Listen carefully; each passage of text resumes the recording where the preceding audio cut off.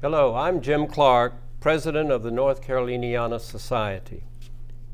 Annually, for almost 45 years, this organization has recognized an outstanding citizen of our state. In 2021, we are honoring distinguished public servant and civil rights leader Howard N. Lee of Chapel Hill. Like his predecessors, Senator Lee has prepared an address for our membership. The title of his speech is Breaking Barriers and Building Bridges, Reflections of a Son of the South. Congratulations, sir. The North Caroliniana Society proudly presents you this sterling silver goblet. It symbolizes your invaluable and ongoing contributions to social justice and positive change in North Carolina. Thank you so very much, sir. You're very welcome. Dr. Clark and Ms. Kane, it is such an honor to be recognized by the North Caroliniana Society as its 2021 honoree. When I review the list of past recipients, I feel very special and am delighted to be a member of such a distinguished and prestigious group. You know, I feel fortunate to have reached my 87th birthday and can stand and deliver a speech when so many of my peers have either passed away or are enduring restrictive physical conditions. I'm blessed. I can walk 18 holes on the golf course and carry my bag, and occasionally I can join friends and hike 5+ miles on the Mountains to Sea Trail. I believe I have been allowed to live this long to make a difference and not just enjoy life.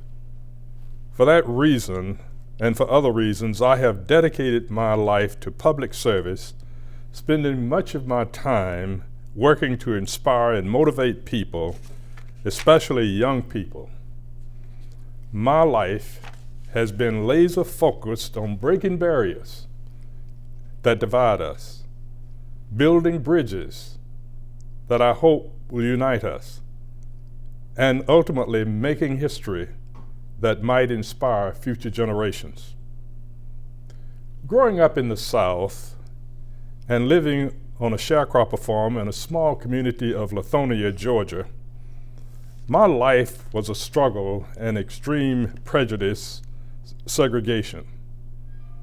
The black people in the town, even the teachers and preachers, had to be subservient to whites at all times.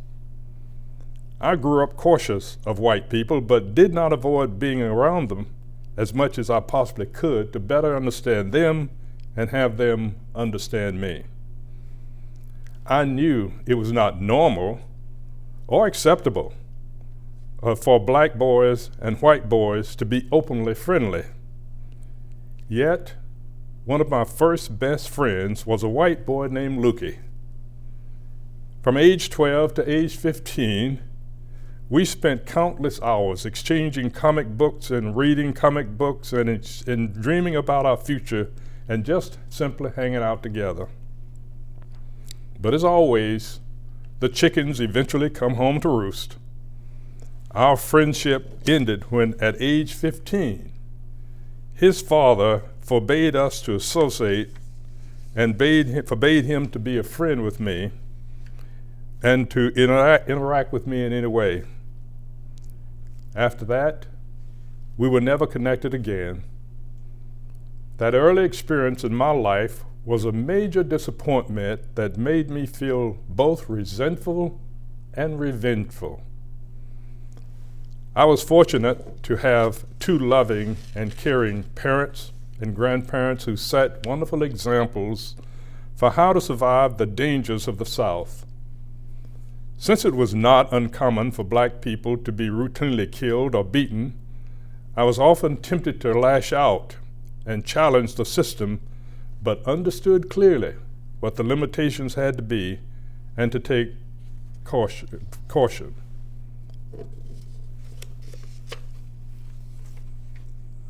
I realized that at the time, I needed to defy the system to release my frustration. So when I went to use a bathroom on one occasion, instead of using the colored bathroom, which was always cluttered with junk and oil and all kinds of dirt, on that day I decided to check out the white men's bathroom. I went in, used the bathroom, came out, and was accosted by a group of local Klansmen. I was pushed, I was hit, but I finally got away, able to break free, and even though painful, this confrontation did not shatter my commitment to working for justice and fair play. Instead, it became a defining moment that deepened my resolve to remain in the South and to work to break down barriers of segregation and fight Jim Crowism.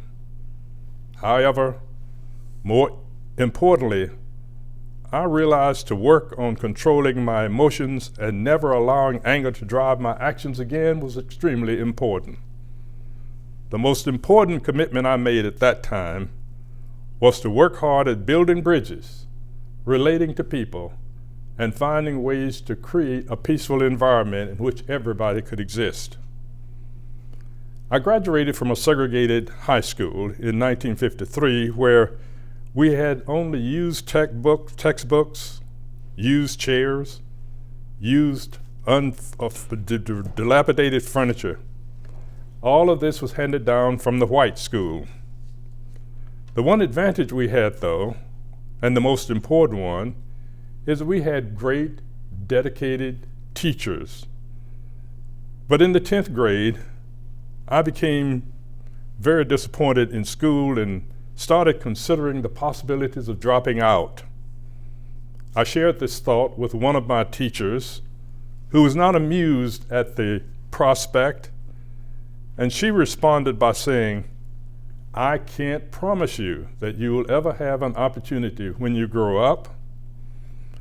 I can't promise you that you will ever get a good job. I cannot guarantee that you will even be respected or enjoy freedom. But I can guarantee this: if you're educated and if opportunities come, you will be better prepared and ready to take advantage. My life has been filled with many opportunities, and I have been fortunate to be ready to seize and make the most of each one." The words of that wise teacher changed my life and saved me from making the terrible mistake of dropping out of school. I was fortunate to have two loving parents and two loving grandparents who constantly worried that my attitude would get me into real trouble and who constantly reminded me how dangerous life could be in the South for a black boy and for black people in general, but especially treacherous for black boys. My mother was raised by her maternal grandmother. After her parents separated and both left the South, moved to different states, when she was 5 years old. But she was the smartest person and strongest person in our family, forcing all of her children to think about themselves as equals and not as unequals. Despite growing up in an environment where attending school was a low priority, she believed that the true hope for success and change was becoming educated. She had an incessant thirst for learning, and she learned to read at an early age herself. She earned her high school diploma through correspondence courses, then convinced a local church to open a school for black kids in the rural area, and they hired her as the teacher. She was my first teacher as well, and she had taught me to emphasize learning to do my best and to get an education. She enrolled me in the first grade when I was 5 years old, but at the end of the school year, she refused to promote me. She said that I had done just enough to be the smartest student in the class, but I had not done my best, and that she was simply not going to allow me to start life in the world thinking all I had to do was just enough to get by. That was a hurtful feeling for me, but I understood what she was saying, that I had not done my best. So I was forced to repeat the first grade. Her words to me: whether you finish first or last, always do your best. This is the lesson that she drilled into me for most of my life. When I was forced to transfer from my first college because of poor grades, her first question to me was, "Did you do your best?" When I answered yes, she urged me to find another college and try again. I was accepted shortly thereafter at Fort Valley State University in South Georgia, and in 1959 graduated with honors, and my mother graduated 2 months later with honors. However, my beginning was rocky because I felt as a college graduate when I got in the Army was a disrespect act imposed upon me. I protested that assignment by writing to then President Eisenhower, asking him to intervene and change my assignment to one more commensurate with my skills as a college graduate. How naive was that? Amazingly enough, I found great satisfaction, though, just writing that letter and expressing my dissatisfaction to the President of the United States. But I was shocked when one day I got called to the commanding officer's office because a letter and a set of orders had come back from the President's office, through the Pentagon, back down to my commanding officer's office, directing that I be reassigned to a mental health clinic at Fort Hood, Texas, as a social worker. For the first time, I felt that I mattered, and I felt I had been respected and received fair play. I remembered the words of that wise teacher: "I can't promise if an opportunity will ever come, but if it does, you will be prepared to take full advantage." I was content with my position, but I was not satisfied. I was not satisfied with the way soldiers were being treated as we went off the base into the local community.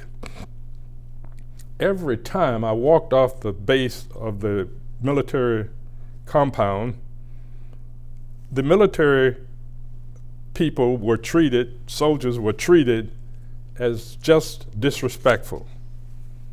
We were segregated again. As we left the base, black soldiers went in one direction, white soldiers had to go in another because we could not associate together in the local community of Killeen, Texas. That to me was both disrespectful and restrictive of my freedom.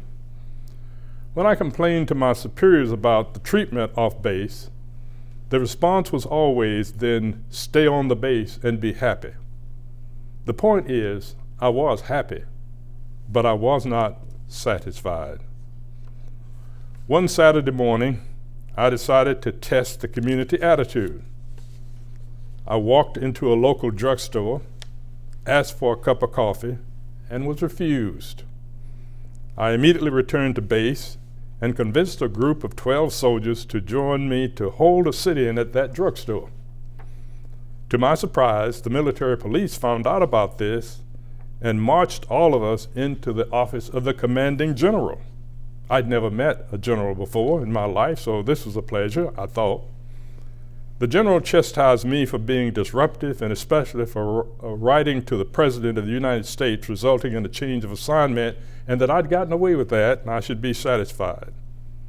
As the leader, the general accused me of being a troublemaker who were making life hard for good old black soldiers on the base who knew how to behave, unlike us young upstarts. The general wanted me to promise that we would not engage in any civil rights activities.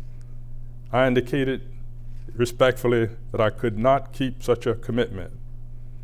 The general, in response to that, confined all of us to base on that Saturday, and on Monday morning, I was on a plane shipped to South Korea. I was sent directly, when I arrived in Korea, to the dividing line between North and South Korea, where I spent most of my tour in Korea.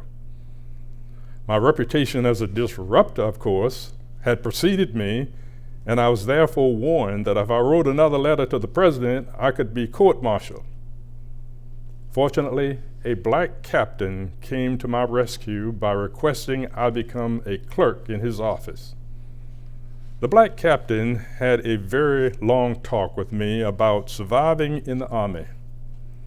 He wanted me to know how lucky I had been since he had never known a soldier to write a letter to the President of the United States and not be punished for it.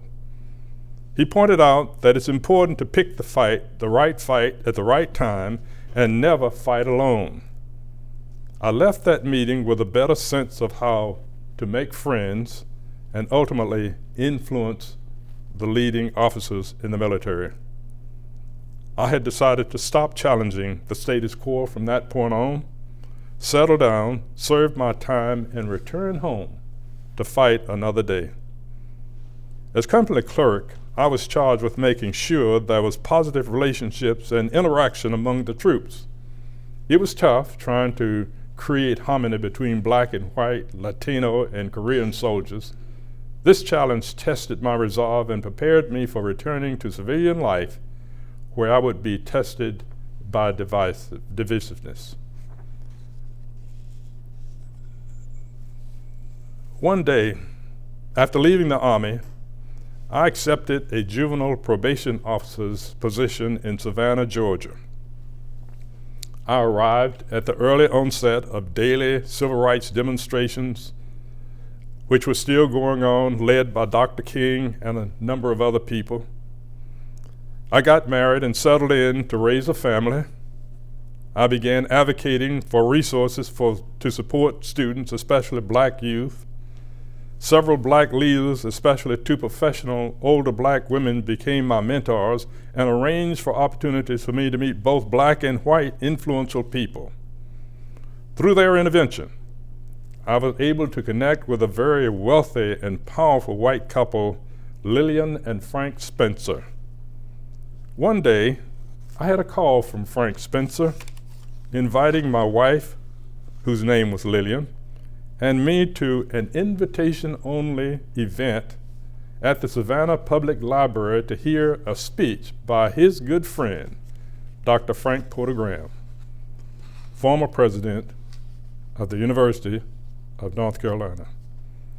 The only problem was the public library did not allow blacks to attend events in the main building. The Spencers, however, insisted that we show up for this event, which we did. Reluctantly, we arrived and were, at Frank Spencer's direction, seated on the front row. But then an older white woman arrived and demanded that we be removed, using all kinds of derogatory language. Frank challenged her to sit down and shut up, be quiet, or leave the building. While most of the attendees were baffled by our presence, they were embarrassed even more by the woman's outburst of disrespectfulness. Even Dr. Graham wondered why we were special enough for Frank Graham to take this aggressive action. After the speech, we met Dr. Graham, and during our conversation, I made him aware of my plans to enroll in the School of Social Work at the University of Georgia. Dr. Graham considered that to be something to consider, but he thought if I was going to attend a university, I should attend a great university and come to the University of North Carolina. He then encouraged me to think about applying, and if I could get accepted, he would help me find financial aid, since I had admitted to him that my wife and I just couldn't afford the tuition. I was accepted and ultimately received the largest fellowship ever awarded to a social work student at the University of North Carolina. At UNC, this was my first experience of ever living in a voluntary, desegregated environment. I was assigned to a 3-person dormitory room with 2 Southern white roommates and had a very pleasant experience. During my first year, I was even elected vice president of the Student Association of Social Workers, becoming the first black to hold such a position at the university in modern times. My second year, however, I was even more surprised when my classmates elected me as president of the Student Social Work Association. 2 years after graduating from the university, the Professional Association, the Eastern North Carolina chapter, elected me their president of the association. All of this served to give me not only great confidence, but reinforce my interest in wanting to bridge gaps between people, and I saw these opportunities as certainly being the one that I could use to make that happen. However, a few years later, there was some resistance by members of the association, but eventually, by reaching out and engaging with these folk, assuring them of my balanced and a solid leadership skills, I was able to gain their support. My leadership role in the military, my leadership role through the School of Social Work, my experience with white roommates, and my leadership of the professional organization convinced me that underneath the exterior of negative behavior, there is decency that can be uncovered within any group and among any people. After completing graduate school, I accepted a position at Duke University with a Ford Foundation-sponsored project to focus on the improvement of performance of black students in the all-black Durham County school system. 2 years later, Duke asked me to join the administration as Director of Employee Relations, hoping to improve morale among its non-academic employees, especially black employees, where relationships were extremely low and the treatment of black employees was always protested by white superiors. This created unrest on the campus, which Duke felt the need to try and control. Many of the white supervisors even resented me being there and holding such oversight over their actions. At the same time, black employees were mistrustful of me because they thought I was there to repress them and to appease them so that they would not continue to raise questions about conditions. But over time, I was able to build trust, gain the confidence of both employees and administrators. This was a tumultuous time in North Carolina, and especially on university campuses. Students were protesting over civil rights and the Vietnam War. Campuses and communities in Durham were under great pressure and under great uneasiness. In Durham, students occupied Duke's administrative headquarters, and in Chapel Hill, there were frequent marches down on Franklin Street in the downtown area, while the Civil Rights Act of 1964 and the Voting Rights Act of 1965 had ended generations of legal sanctioned racial discrimination. The crusade for injustice was far from over. In 1966, I accepted a position at Duke University. My wife and I decided to buy a house and live in liberal Chapel Hill because it was convenient for my wife, who had been one of the key founders of a school system for hospitalized school, the first in the state, at UNC hospitals.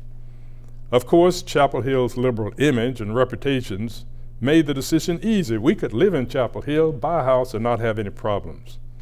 Unfortunately, most realtors were not willing to even show us a house, much less sell us a house, outside of the traditional black community. We did buy a house in a relatively new subdivision, but had to use federal laws to force the sale. The Chapel Hill Governing Board made it clear it would not pass an open housing ordinance. But wait, there is more. For the next year, we experienced death threats, including a cross being burned in our yard by a group of teenagers. Even after that incident, and repeated appeals, and the assassination of Dr. Martin Luther King, the governing board still refused to adopt an open housing ordinance. Despite the risk, in 1969, I decided to run for mayor of Chapel Hill, not necessarily to win, but to highlight the needs and historical neglect by the elected leaders of many sections of town, and to force my opponent to commit publicly to rectifying these problems. These problems, just as the mayor and council had failed to adopt an open housing ordinance, certainly loomed large in terms of what we could count on from our leadership. They had failed to pave streets, extend water, sewer lines, provide adequate recreational facilities, and apply for federal grants to develop public housing units for low-income citizens. They had even not shown great respect in support of students and allowing students to be an engaged part of the community. But on May 6th, my life changed because I had not planned to be elected mayor when I was at 34 years old, elected mayor of Chapel Hill, becoming the first Black American to lead a predominantly white southern municipality since the Reconstruction era. 3 months later, I experienced my first crisis when the Black food service workers on the university campus went on strike. The support of a union made us all concerned about possible violence. Therefore, President Bill Friday and I persuaded the governor, who was Scott at the time, to hold off sending the State Highway Patrol or National Guard to the community.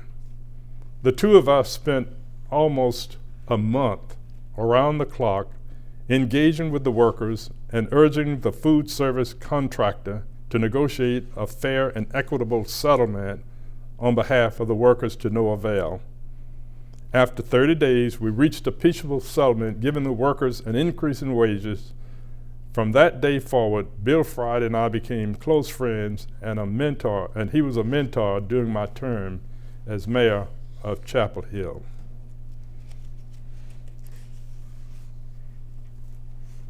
The mayor of Chapel Hill initially was expected to simply be a ceremonial individual.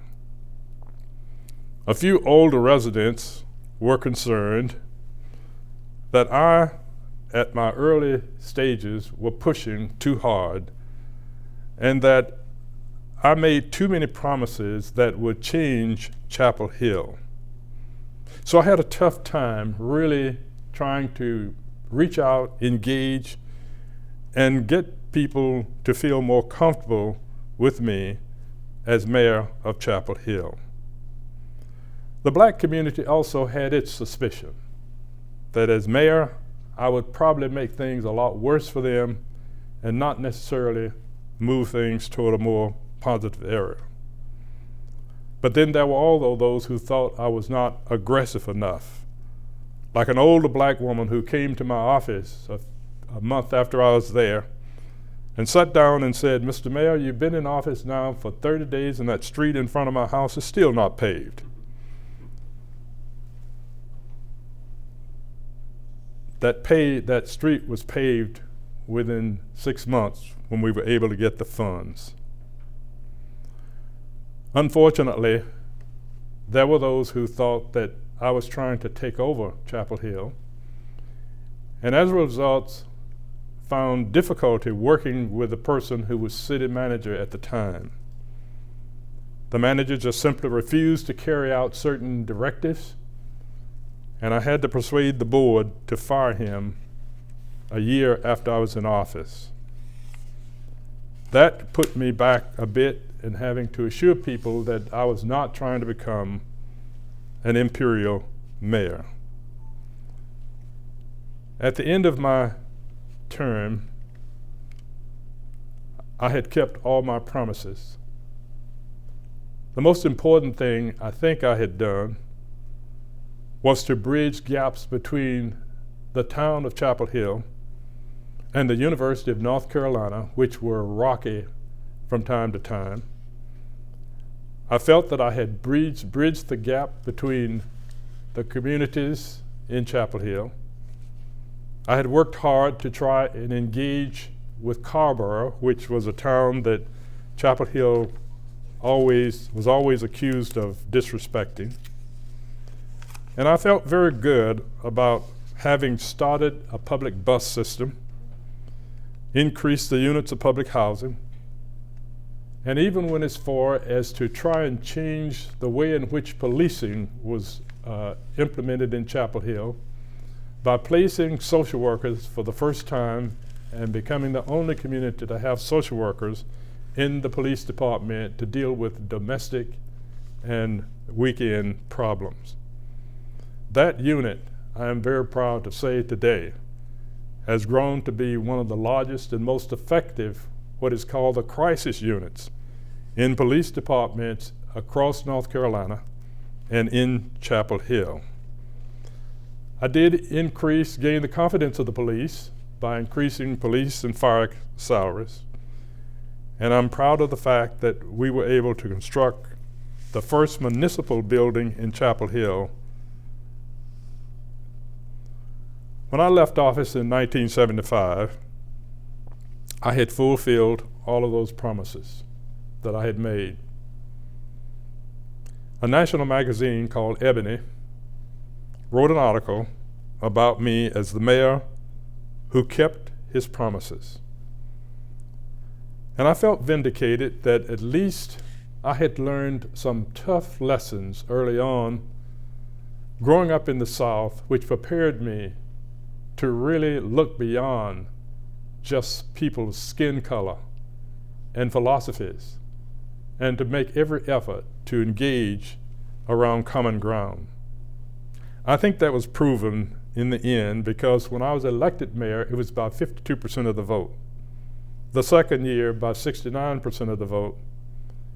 And the last year, 89% of the vote, reflecting that we had made tremendous progress, and even a lot of the people who may still question some of the actions I took, they too found solace in the outcomes of the work that I had been privileged to do.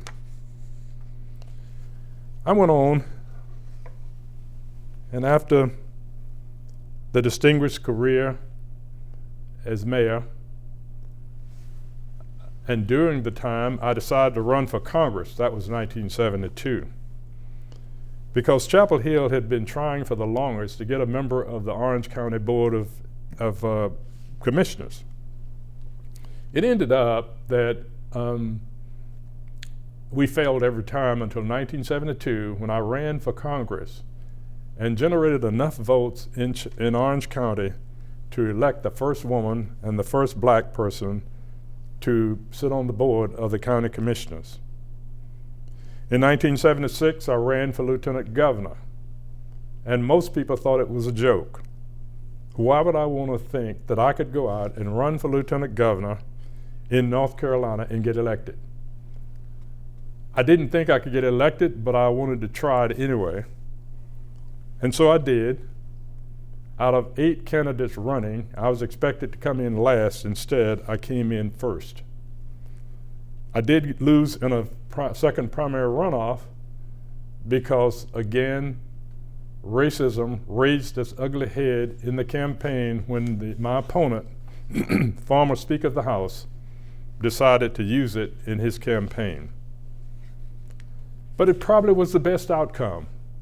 Again, keep in mind, I've had some disappointments early in my life. I could recover from those.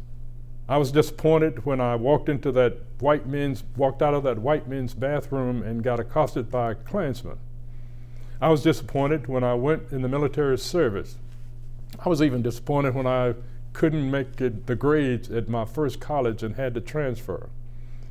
So I decided that this would probably not be the end of my life, but another lesson to be learned and greater strength to be gained. Fortunately, Governor Jim Hunt was elected, and he made history when he decided to appoint me Secretary of the Department of Natural Resources. I became the first black person to ever hold a cabinet-level position in a Southern governor's cabinet since Reconstruction. It was terrible times, some tough times. I had difficulty getting the confidence of the General Assembly. I had difficulty trying to make peace within the department and gain the confidence of division leaders. And I had difficulty really getting people to buy into some of the proposals that I was making for us to try and carry North Carolina's natural resource programs to a different level. One group that people thought could really be my downfall was the commercial fishermen of North Carolina. These were very rough individuals, and I felt if they were going to be my worst problem, my greatest headache, that I had to test my resolve to build a bridge with this group. I felt the resolve to break down the barriers between this group, because the barriers were not just based on ethnicity or race. They were based on the fact that these people distrusted the government in general. So I asked my staff to create a meeting on the coast and allow me to go in and meet with these commercial fishermen. The governor didn't think that was a good idea. Many of my friends thought it was not a very smart thing to do. My staff was concerned that I would only be shouted down and run out of the building and embarrassed, and that headlines would be that I had failed again in some attempt to relate across lines. I insisted that we do it. If I was going down, then I was going down believing in what I felt so strongly about. I could not stand and allow barriers to remain that I knew could be very difficult to deal with in times going forward. So we planned the meeting. And my good friend Walter R. Davis, who was in Texas, flew over because he too was concerned that I was walking into an embarrassing environment. I walked in the room that night wearing a three-piece suit, cufflinks, and a vest. I realized I was overdressed.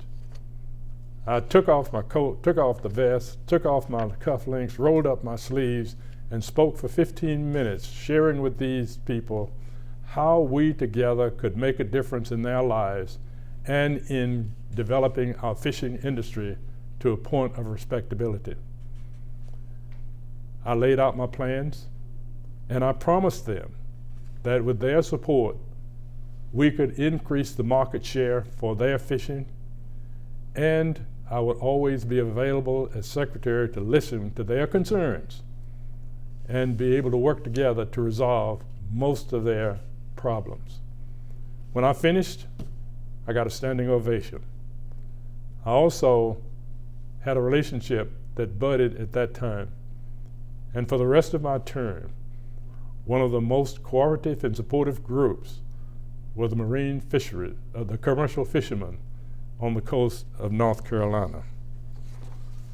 I think that sometimes we allow ourselves to be sucked into believing things about people that cloud our judgment and allow us to create reasons in our own mind as to why we can't relate to certain people. Growing up in the South, I let that become a part of my mantra for a while. But as I got older, and as I had more experiences, I decided that I had to be one person who would work across lines with those with whom I even disagreed. As the highest ranking black official in North Carolina, one other problem I want to highlight that rose up for both, that caused difficulty for both Governor Hunt and me. That was a group of young people called the Wilmington 10 that had been incarcerated with extraordinary long sentences after engaging in some destructive activities, including the burning of some buildings in Wilmington, North Carolina. This group was led by a Reverend Ben Chavis, and the property destruction had really been serious, but certainly not justifiable for the long sentences of incarceration heaped upon these young people.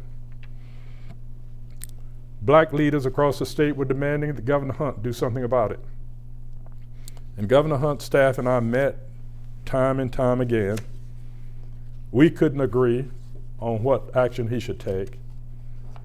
He was confused about how far he could go without losing his support. And I was pushing, along with a couple of others, that he should take some action or we would not have any long-lasting peace because demonstrations would continue. We finally ended up deciding the most rational action for Governor Hunt to take was to release the 9 young people from jail and let them be free with time served, but keep Ben Chavis there for a while longer. That was the decision, that was the action. Immediately the pressure came on me from the black community, accusing me of having sold out, and I certainly tried to explain the rationale for what we'd done, but I did not waver from my position. I supported the governor. Some called on me to resign, and I simply said I would not do that. I felt that the whole plans that Governor Hunt had for this state and I could be a part of was far bigger than just one incident and one event. I think it requires toughness and ability to push beyond disappointment and uneasiness when people disagree.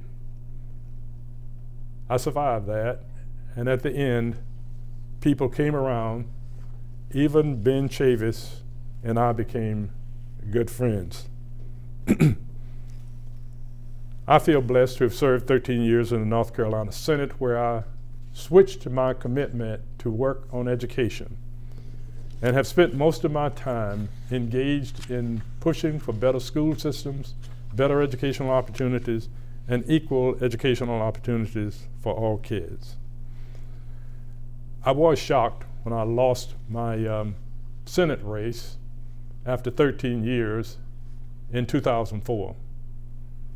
But again, just as having lost the lieutenant governor's race and then being appointed by Governor Hunt became a blessing in disguise. Just the same repetitiveness. I lost the 2004 Senate race, but I gained a better position when Governor Mike Easley appointed me chairman of the North Carolina State Board of Education. That gave me the platform from which I could then follow my passion to help build better public schools, better education opportunities, and go back. Remember I talked to you early on about my mother saying that the whole tool for freedom would be education? Remember when the teacher, wise old teacher, said to me, if you have an education, you can survive and opportunities, take advantage of opportunities? Here I was in a position now to carry that same message to hundreds of boys and girls throughout North Carolina as we work to improve their educational experience and improve their schools. The life journey I have enjoyed to this point is not the life journey I had envisioned. I could not see that I could rise to the level that I have risen and have the privilege to interact with people regardless of ethnicity, regardless of race, regardless of economic status, regardless of philosophy, and regardless of educational levels. I could not envision that I could share the platform with such impressive people or be judged to be a part of organizations and groups with such impressive people as here with the North Caroliniana Society. I feel truly blessed, friends, and I hope that I have left a few nuggets in my path that will inspire and encourage others to take a look at themselves and not be blinded by skin color or ethnicity, and learn to look beyond labels: conservative, right-wing, liberal, progressive, political affiliations. In most cases, not all, but in most cases are labels. They should not be barriers. But I also hope people will understand that when barriers are so high, so strong, so resistant to being moved, the goal is to allow them to stand but go around these barriers and still reach the goal and do what you know is right. Once during an interview, a reporter asked me, "Howard Lee, how far do you think you might have gone otherwise if you were not black?" I thought for a while and I said, probably not as far as I have gone being black. I was elected mayor of Chapel Hill and made international, national, and statewide news. But more importantly, I was elected and gave a lot of people of all ethnic groups a reason to believe that if you keep pushing forward and do the right things and prepare yourself adequately, nothing can stop you from reaching higher heights. And so I truly believe that, as I have made history and certainly today enjoyed a wonderful life. So finally, looking at today's circumstance and environment, I can hear somebody saying, "How do we deal with things today, Mr. Barrier Breaker?" And my thoughts are that we start with ourselves. Look at yourself and ask if you are part of the problem or can you be a part of the solution. I ask you not to make assumptions about people because they wear a certain label, but try and determine if there is some decency somewhere inside of that individual, and you can find it and you can unearth it. You may not, but it sure would feel good just to know you tried. And I have never told anyone that he or she is wrong, because I don't know if they really are, and I have no right to judge them on that basis. But I do always leave them with something to think about. Maybe what you feel and believe and is carrying it's comfortable for you, but have you thought about another way to do it? And I offer them my own nuggets of what I think might be. Sometimes it's worked, sometimes it has not. But the gratification for me is that I tried. For me, I will continue to stand a hand of friendship, a hand of engagement, and become offering hope for people who may feel a sense of hopelessness.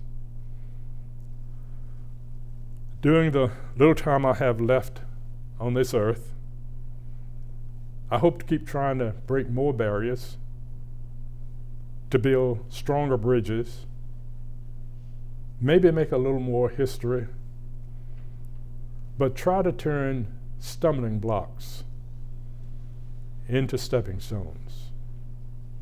And for you, isn't it strange that princes and kings and clowns who caper in sawed-off rings, and common folk like you and me are builders for eternity?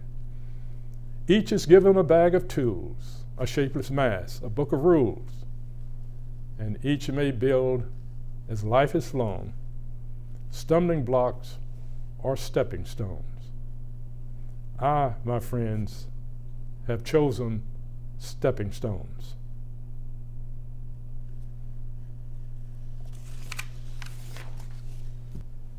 The daughter of our honoree, Angela Lee of Chapel Hill, has been executive director of the Hayti Heritage Center in Durham since January 2013.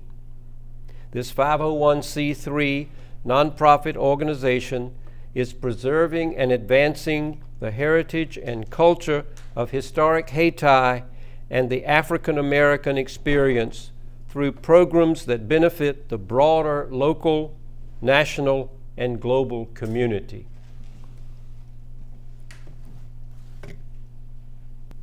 Marshall Carter is a professional writer. She is also adjunct instructor at the Hussman School of Journalism and Media at UNC-CH and the Walter Cronkite School of Journalism and Mass Communication at Arizona State University.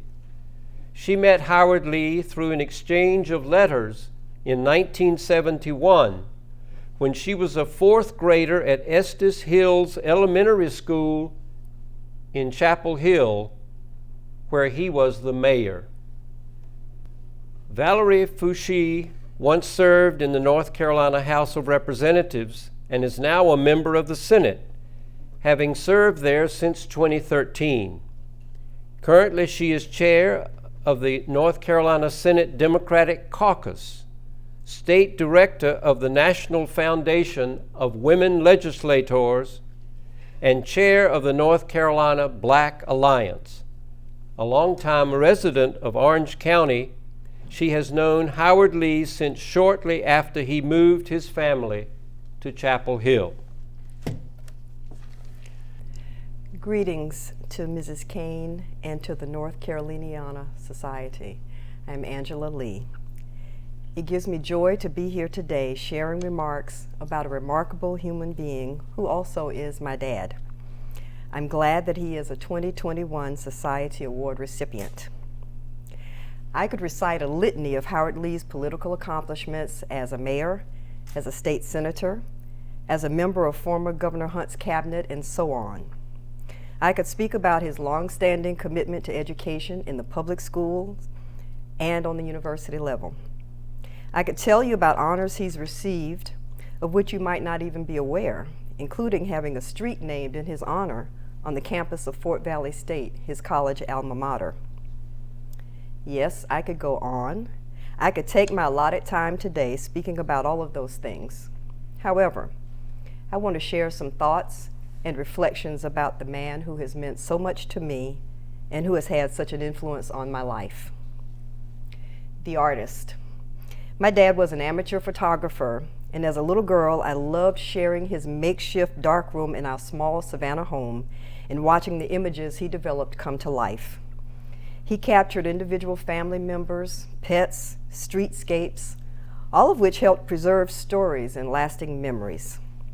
Although he no longer develops photos in a dark room, he prints out family photos, especially of his 7-month-old great-granddaughter, almost daily. My dad was also a musician, and he's a singer. Although I've only heard about his skills on the drums, I've been soothed and entertained throughout my life by his beautiful baritone voice, which, generations later, he uses to serenade that same great-grandbaby, particularly with his rendition of Rock-a-Bye Baby. The athlete. My dad grew up at a time when facilities and equipment at all black schools were very lacking or substandard.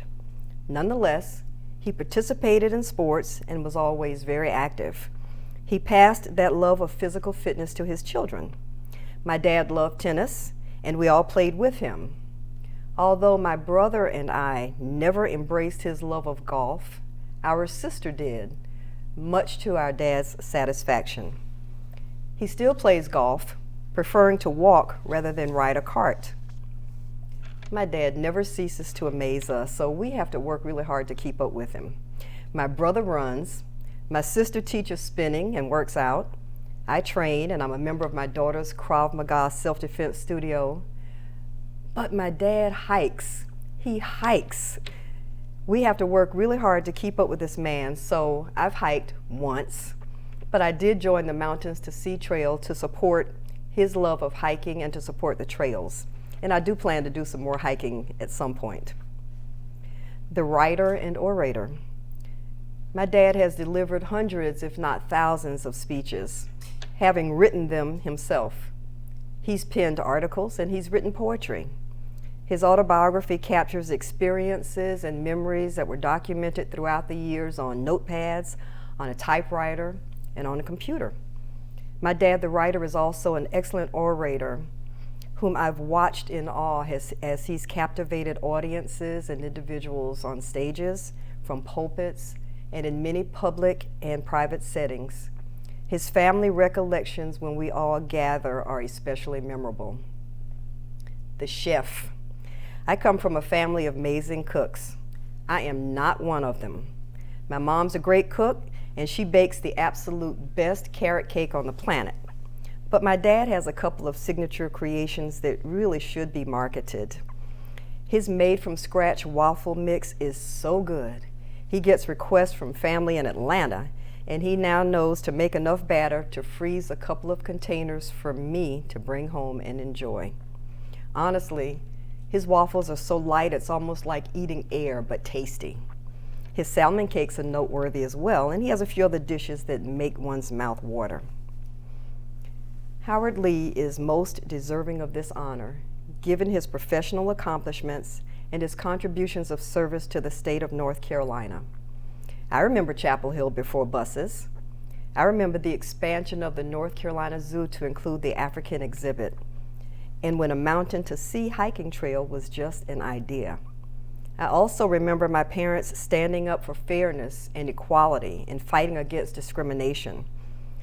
The evidence of my dad's influence on my life is really irrefutable. I have found personal and professional fulfillment in my work as my dad has found in his. Now, how has this man really impacted my life? The artist, athlete, writer, orator, and chef have all nurtured my spirit. I became an artist, an athlete, a writer, an orator, and, well, maybe one day I'll become a chef. As a result of my dad's influence, though, I have learned many valuable life lessons, and I'll share a few. Dream. Dream big and dream often. Dreams can and do come true. Never be afraid to ask if you don't know, but verify. Love your family. Serve others and give back. Education is essential. Knowledge is power and can never be taken from you. And do all that you can, as well as you can, for as long as you can. There are many more life lessons that I've learned, and they've all sustained me, and I believe have made me a better daughter, sister, mother, aunt, niece, cousin, and friend. Howard Lee is most deserving of this award. His body of work and his service in and for North Carolina are surpassed only by his contributions as a son, a husband, father, brother, uncle, cousin, and friend. Oh yes, I could go on and on and on about Howard Lee, but I'll end with this. Thank you, Daddy, for who you are and for who you have helped me become. Congratulations. I love you. Thank you. Some of my earliest memories are weekday suppers with my parents in the late 60s and early 70s at the Carolina Inn, when it was only a humble college cafeteria. I remember listening to the grown-ups' conversations. The talk of the town included names of newsmakers like James Taylor and Dean Smith, and yes, Mayor Howard Lee. Fast forward 50 years, and it's difficult for me to put into words how I felt when I was invited just to say a few words at this award ceremony in his honor. I think it's fitting that as I started to construct my thoughts and what I wanted to say about this man who masterminded the North Carolina Mountains to Sea Trail, I was drawn out of my office and into the great outdoors where I could see farther and think more clearly and organize my thoughts. I felt called to a trail in the Phoenix Mountains Preserve near my home. I wanted to listen quietly and to look inward for the words and the illustrations that would help me to honor Mr. Howard Lee and that would help me explain the reasons why I respect him so much. Mr. Lee's path and my path have crossed at 3 very memorable intersections. We met face to face in the late summer of 2018. Thanks to a busted water heater that had flooded my largest closet in my apartment, I ran across a long forgotten letter when I was forced to rescue boxes of childhood memorabilia.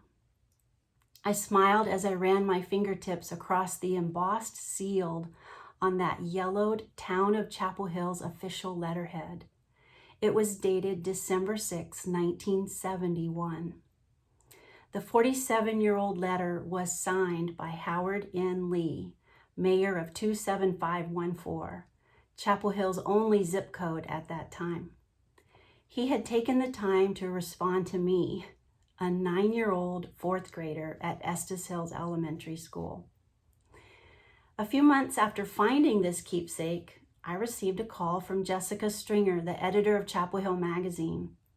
She asked if I would write a profile for the magazine about a Chapel Hill champion named Howard Lee.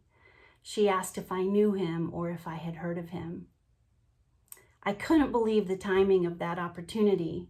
Just weeks before, I had run across that 1971 typewritten letter from Mr. Lee, so I eagerly accepted the writing assignment as meant to be and reached out to him to arrange an interview. He welcomed me to his home, and I couldn't believe I was sitting in the living room of this Chapel Hill legend. Before I started the interview, I pulled the 1971 letter from my briefcase and handed it to him. I asked him to notice to whom the letter was addressed. He looked closer at the letter, and when he realized that the nearly 50-year-old letter was addressed to me, we laughed and we marveled at this amazing moment. I pointed out to him that the last part of his letter to me had read, quote, "If you have any questions, please don't hesitate to contact me." I apologized to Mr. Lee that day that it had taken me nearly 50 years to respond, but that I did have a few additional questions for him. At a second intersection, Mr. Lee and I served side by side at a community event in November of 2018. It was during that August interview in his living room that I gathered my courage to ask him if he would consider serving as a keynote speaker at a UNC student-led event at Community Works in Carborough. The event was envisioned and executed by the students in my course that was called Cause Communications, and he agreed to do it. So on a mid-November morning, Mr. Lee shared with a room full of nonprofit leaders and college students about the importance of investing into our town's most precious resource, our local youth. And it was in their course evaluations at the end of that semester that student after student after student mentioned in their evaluations the inspiring and life-changing impact of meeting and listening to Mr. Lee that November morning in Carborough. They said that they would never forget listening to the wisdom and the humility that was spoken from a life lived in service to others. At a third intersection of our paths, in March of 2020, we said goodbye to a mutual friend. In the early spring of 2020, before the COVID-19 related closures, I attended the funeral of a dear family friend and a well-known Chapel Hill pediatrician, Dr. Harvey Hamrick. The pews at University Presbyterian Church on Franklin Street were packed. We sat shoulder to shoulder, filling the church from front to back. Toward the end of the service, we stood to sing a familiar hymn. And as we sang, I noticed a rich, confident baritone blending beautifully with those around me. After a verse or two later, I couldn't stand it anymore. I had to turn around to see who it was who was singing behind me. I turned to see Howard Lee wholeheartedly singing Amazing Grace. Through many dangers, toils, and snares, I have already come. 'Tis grace hath brought me safe thus far, and grace will lead me home. As we sang several more stanzas, I couldn't help but think to myself, how fitting. These lyrics in many ways were summing up his life journey. I thought to myself, this is a man who has known the lowest and the most painful valleys. And this is a man who has experienced many exhilarating mountaintops. This is a man who has dedicated and invested his life consistently into worthy causes. A person who has always committed himself to uniting the people of Chapel Hill and across North Carolina during times and during decades when equality and diversity were not popular pursuits. I thought to myself, here is a man who has exemplified stewardship, not only basic stewardship, but forward-thinking stewardship of our towns and of our states' natural resources and natural potential, but also stewardship of our states and our towns' human resources and human potential through his compassionate mentorship of so many co-workers and so many young people. I thought to myself, here is a man who did not allow naysayers to distract him or to detour him from staying true to the paths that would eventually lead him to the fulfillment of his campaign promises and to the accomplishment of his personal goals. Mr. Lee's journey intersected with mine at 3 memorable times I will never forget. And today marks a 4th. But there's a larger truth here. There's a bigger picture. I may never fully know or appreciate or understand the impact of his life on mine the way I should. His leadership and his influence have shaped so much of my life here in Chapel Hill and in North Carolina in many countless ways. His leadership at the community level, at the town level, at the state level, and even at the national and broader levels, all because of the cumulative effect of his life dedicated to serving North Carolinians. So I want to say thank you, Mr. Lee. Thank you for not only reading the letter that I wrote to you when I was a 4th grader at Estes Hills Elementary School 50 years ago, but for taking the time to respond to an easy to overlook letter from one of Chapel Hill's smallest yet concerned citizens. Thank you for being a person who has valued all voices equally throughout your lifetime, from those who were highly visible in positions of leadership to the less audible and even the silenced voices of countless others whom you refused to ignore. Your letter sent to me in 1971 can serve as a priceless, tangible example of your greatest legacy, Mr. Lee. That is, the children who were blessed to grow up here in Chapel Hill in an atmosphere that you and your beautiful wife, Lillian, helped to create. And as a result, we who grew up in Chapel Hill during the 70s and the 80s became aware of our freedom to choose and of our potential to make a difference for good. For that, I thank you, Mr. Lee. Greetings, everyone. What an honor to be included in this wonderful tribute for one of Chapel Hill's treasures. Many thanks to the Society for bestowing this award and for sponsoring this celebration. So I have been fortunate to have known Senator Lee and his family since shortly after they moved to Chapel Hill. Noel, Ricky as we called him, and I were classmates. Senator Lee was mayor of Chapel Hill throughout our high school years. I think it made all of us feel special that this history was made right here in our hometown in the South. Senator Lee's service to the state began well before his election to the North Carolina Senate.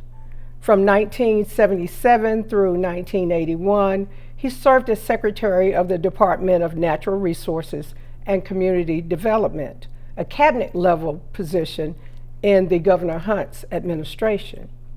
In 1970, Senator Lee was elected to the North Carolina Senate. He was re-elected in 1992, 1996, and 1998. And during his tenure, he held several powerful committee chairmanships, presiding over education, transportation, and appropriations committees. There he built his reputation as a fighter for education reform. He fought for higher teacher salaries, increased funding for public and higher education, and advocated for raising teacher and student standards. Additionally, he sponsored or co-sponsored several pieces of educational legislation, which included Smart Start and More at 4, now known as NC Pre-K. Senator Lee also sponsored the Excellent Schools Act for school reform and the Safe Schools Act, designed to keep violence out of North Carolina's classrooms. In 2003, the North Carolina State Board of Education elected him as its chairman. He later served as a member of the North Carolina Utilities Commission, having been appointed by Governor Mike Easley in 2005. In 2009, Governor Bev Perdue appointed him as the new executive director of the North Carolina Education Cabinet, composed of leaders of public schools, community colleges, and public and private universities. He served in this position until 2011. Well, I'm told that since 2011, he has spent most of his time as president of the Howard N. Lee Institute, focused on developing initiatives in middle and high schools to increase the number of disadvantaged students, especially Black boys, graduating from high school and prepared to succeed in post-secondary institutions, whether they be universities or community college. So I'll end my remarks by sharing this experience. In 2015, I was fortunate to travel to Tokyo, Japan, and to Singapore with a delegation of North Carolina business people, policymakers, and educators for a summit on economic development and education. I met an elementary school teacher who, upon learning that I was from Chapel Hill, asked me if I knew Howard Lee. Well, of course I do, I said very proudly. She shared with me that she had met him a few years back. She was so inspired by him that she purchased his book, The Courage to Lead: One Man's Journey in Public Service. She said it changed not only her views on educating all children, but it helped to put a change to her views about life in general. That's a legacy, Senator Lee, of which you and all of us can and should be proud. Thank you so much for your leadership and your service to this great state. Thank you. I have been blessed to be honored in many ways through my many years in public life. The event this evening is one that holds one of the highest feelings of satisfaction I could ever think of. It's been special because, first of all, I've had comments by 3 wonderful leaders in our community. First, my daughter Angela, of whom I'm so very proud and who is doing such wonderful things. Senator Foushee, who is a very favorite of my wife's and mine, who has moved up and been one of the youngsters we watched grow and advance in life. And Marshall Carter, with whom I made contact when she was in the 4th grade, as you've heard, and who still carries a letter that I wrote in response to a question that she had posed to me. That, to me, probably more than anything else, says it all in terms of how proud I am that I have been engaged in this life and can influence an adult who, as a young person, had the interest and the fortitude to write a letter to the mayor. About as bold as me writing a letter to the President of the United States. I thank Dr. Clark and Ms. Kane for the wonderful work they have done through this trying time. It has not been easy putting all this together as impacted by the virus, but they have done a wonderful job keeping all of us focused and moving forward. And all of you who are members of the North Caroliniana Society, thank you for supporting this organization and for making it possible for people like me to be recognized. I am so delighted to be a part of the honorary group, which has gone through the years been highlighted by this organization. And I'm so proud now to have an official association as a member of this society. Thank you very much for all the support I've received.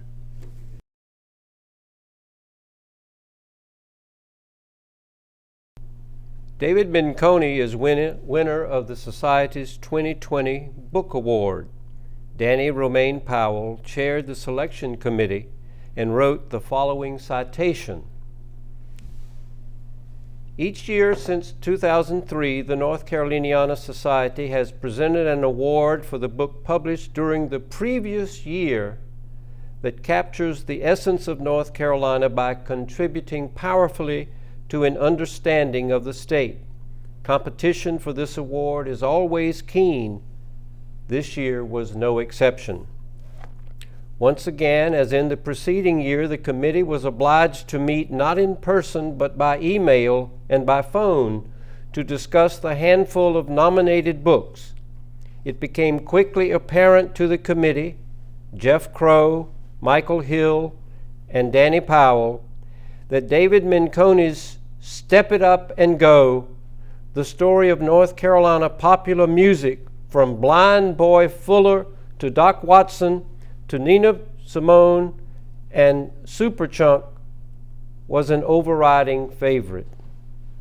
Known as the Dean of North Carolina Music Critics, Mr. Menconi covered music for the Raleigh News and Observer to close to 3 decades.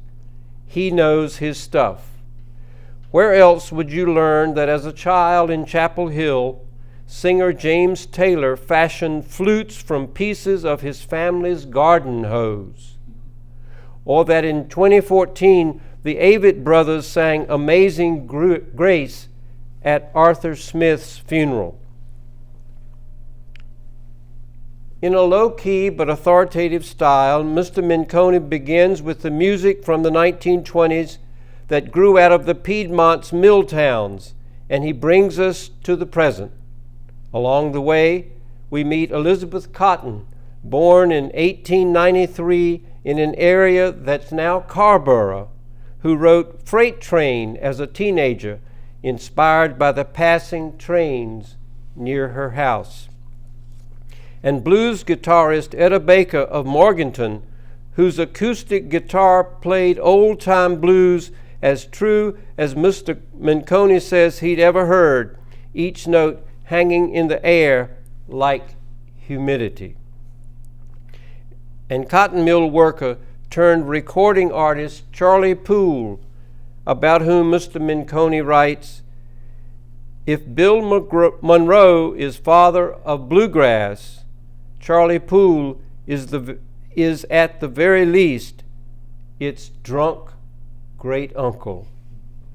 In addition to the anecdotes, Mr. Menconi has assembled a stunning collection of black and white photographs.